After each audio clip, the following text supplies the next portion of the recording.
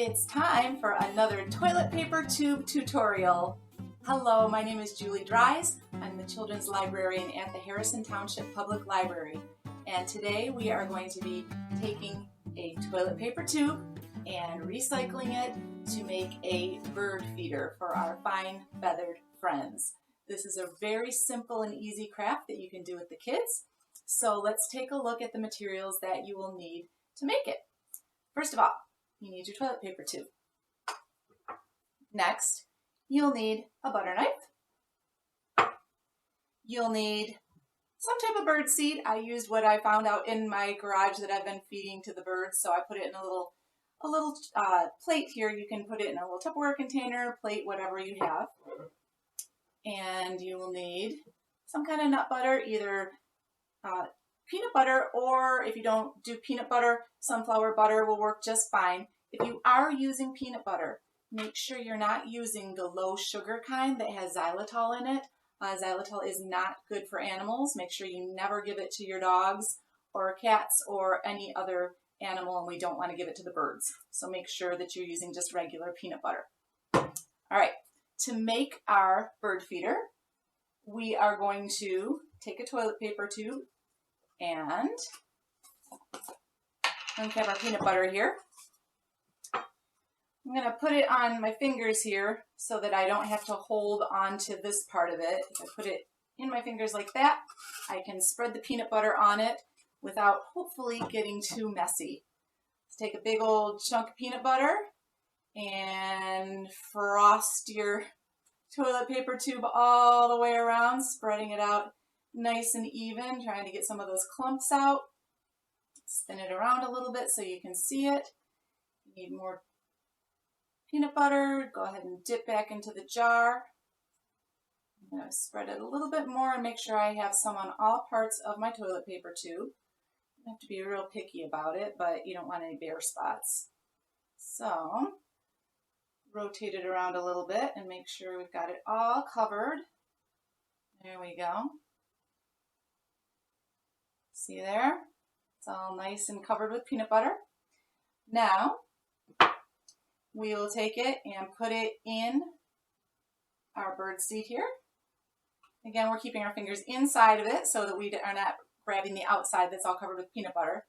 And just kind of spin it around in there. Get it all covered. And it should stick to all the peanut buttery parts. There we go. Got a couple spots. There we go that we got to cover. So once you've spun it around a few times, you should get birdseed all over it. You can even take some and kind of sprinkle it and pat it onto the parts that didn't pick it up in the first place. Ta-da! You have yourself a bird feeder. Now you can use it just like this. The last time I made one of these, I just went and put it right on the edge of a tree branch, just slipped it over the edge. If you would rather, you could also take, if you have string or twine or a ribbon or something like that, you could thread a ribbon through it if you wanted to and make it into a little hanger like this. But this is optional. It works just fine without anything to hang it with. So if you want to make a hanger, you could do this. Just tie it up at the top. Voila. You have yourself a bird feeder. Make the birds happy. So now that we have our bird feeder made, we're going to do a little read aloud and take a look at some of the birds that you might see at your bird feeder.